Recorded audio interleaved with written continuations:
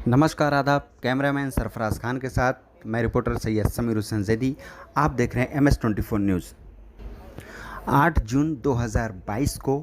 दोपहर 1 बजे मुमरा के साहिल होटल में ऑल इंडिया इमाम काउंसिल की तरफ से एक प्रेस कॉन्फ्रेंस रखी गई। इस प्रेस कॉन्फ्रेंस रखने का मतलब साफ था कि नुपुर शर्मा जो बीजेपी की कार्यकर्ता थीं, जिन्होंने मुस्लिम समुदाय को ठेस पहुंचाते हुए मुस्लिम समुदाय के सबसे बड़े पैगंबर मोहम्मद साहब के बारे में टिप्पणी की थी, उस टिप्पणी को लेकर सारे उलमाओं ने, सारे धर्म के उलमाओं ने आक्रोश जाहिर किया। आक्रोश जाहिर करते हुए इन उलमाओं ने क्या कहा नुपुर शर्मा के बारे में, और जितने भी इस तरह के लोग हैं जो सांप्रदायिक दंगा की भड़काने की कोशिश करते हैं, उन सभी लोगों के लिए एक चेतावनी देते हुए इन उलमाओं ने कहा कि इस तरह के किसी भी धर्म या समुदाय के लोगों को किसी ने ठेस पहुंचाया तो हम उसके लिए कड़ी कार्रवाई करेंगे और उनके खिलाफ़ कुछ भी करना पड़े, प्रोटेस्ट करना पड़े, रोड पर उतरना पड़े, हम उतरेंगे। उसी को लेकर इन उलमाओं ने प्रेस कॉन्फ्रेंस के दौरान पत्रकारों को संबोधित करते हुए क्या कहा, आइए सुनते हैं उन्हीं की ज़ुबानी। सबसे पहले तो हम तमाम मीडिया वालों के शुक्रगुजार हैं कि उन्होंने हमारी आवाज़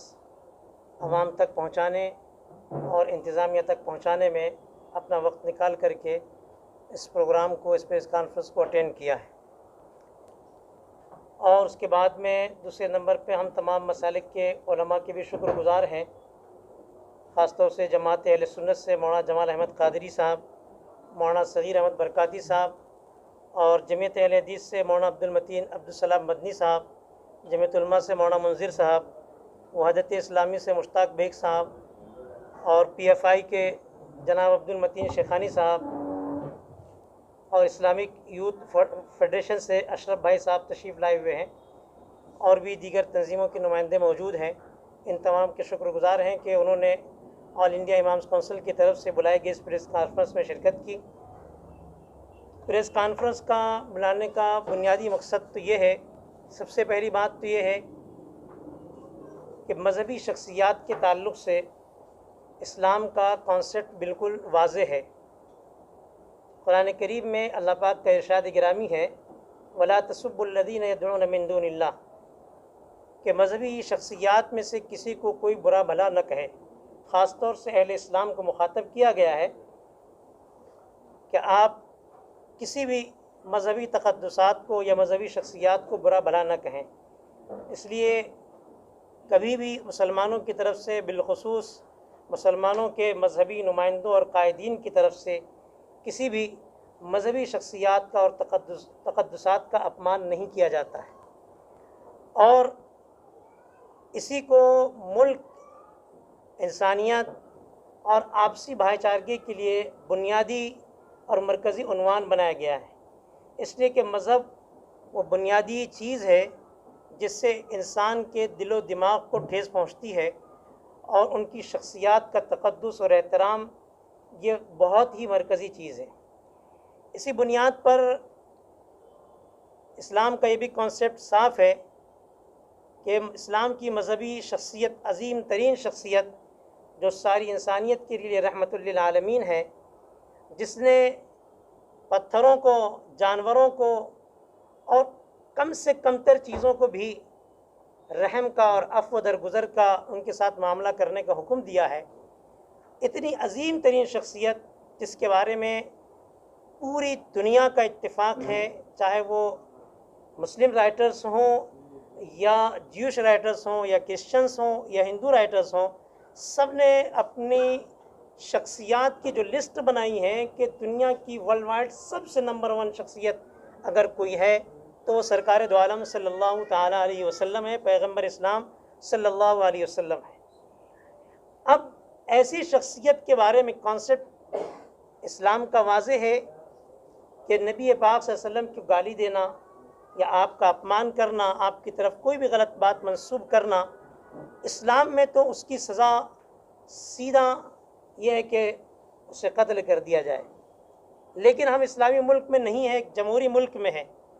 जमहूरी मुल्क के अंदर भी मजहबी शख्सियात के तक़द्दुसात के ताल्लुक़ से कवानीन मौजूद हैं।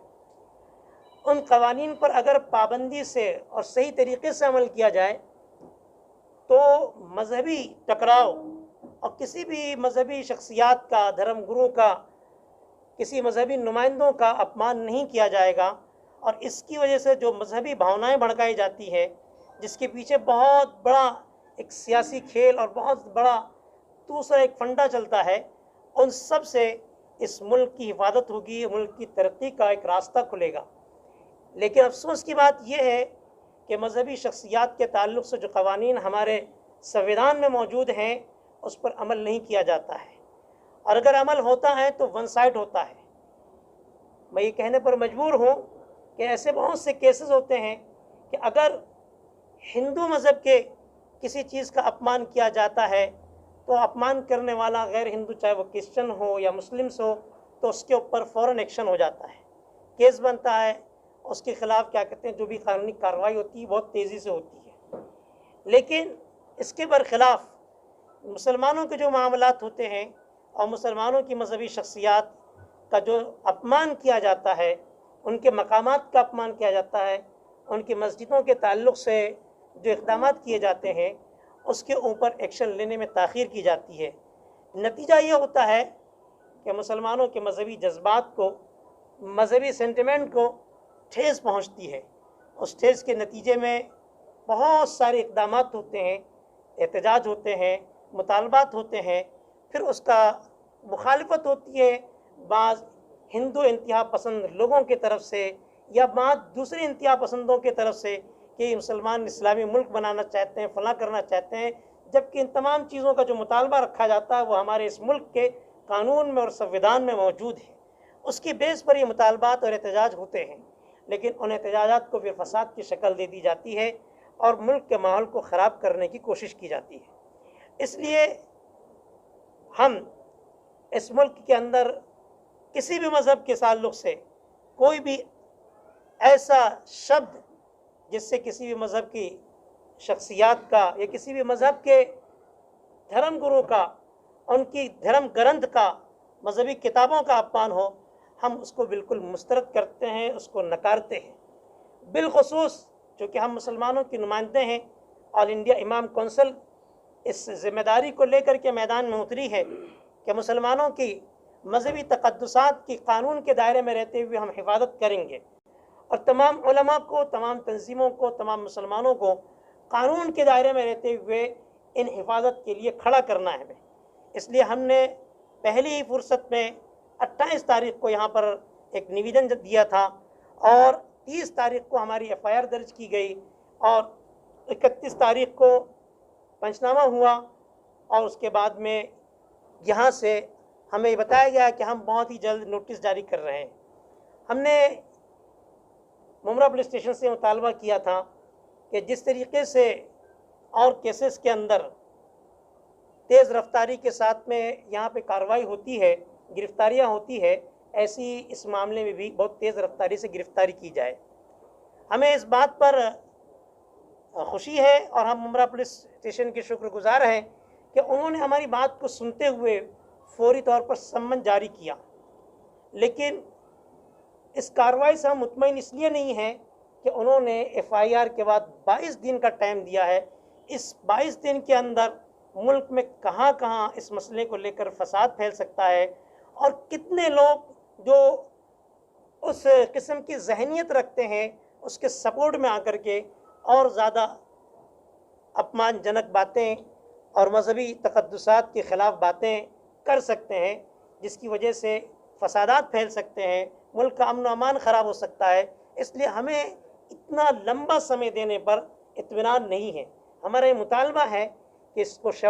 टाइम को शॉर्ट किया जाए। उसके साथ साथ मज़ीद बरा नपुर शर्मा की हिमायत के अंदर यति नरसिंहानंद जैसा आदमी जो अपने आप को धर्मगुरु कहता है, मैं तो जानता नहीं हूँ कि शायद कोई उसको हिंदू मज़हब वाले उसका सपोर्ट करते हों। बीच में उसका एक वीडियो आया था जिसमें उसने कहा कि मुझे बड़ा अफसोस है कि मेरे धर्म वालों ने मेरा साथ नहीं दिया। ये हमारे लिए खुशी की बात है कि ऐसे गलत किस्म के लोगों का यहाँ के जो अवाम है, हिंदू अवाम ने उन्होंने साथ नहीं दिया और उन्होंने बहुत सारी चीज़ों पर अपना एक वीडियो जारी किया जो आप हज़रात के सामने होगा। उस शख्स ने भी इंतहाई सख्त कलिमात नपूर शर्मा के गलत बयानी पर कहे कि हमने ये बार बार गालियाँ दी है और ये सही है फलां है। इसके ख़िलाफ़ भी सख्त एक्शन लिया जाना चाहिए। उसके ख़िलाफ़ FIR होने के बावजूद बार बार इस तरह की हरकत कर रहे हैं। पुलिस, यूपी के पुलिस और दिल्ली पुलिस को बहुत सख्ती से उस पर एक्शन लेना चाहिए और हम इस सिलसिले में मुमरा पुलिस स्टेशन में उसके ख़िलाफ़ भी बाज़ाब्ता FIR कराएंगे इंशाअल्लाह। मुमरा पुलिस के साथ में मुल्क भर की पुलिस की ये जिम्मेदारी है कि ज़रा उसको सेंसिटिव लेकर के कार्रवाई को आगे बढ़ाए। नहीं बढ़ाएंगे तो ऐसे हालात पैदा होंगे। चैनल को सब्सक्राइब, लाइक, कमेंट, शेयर करें और बेल आइकन दबाना ना भूलें।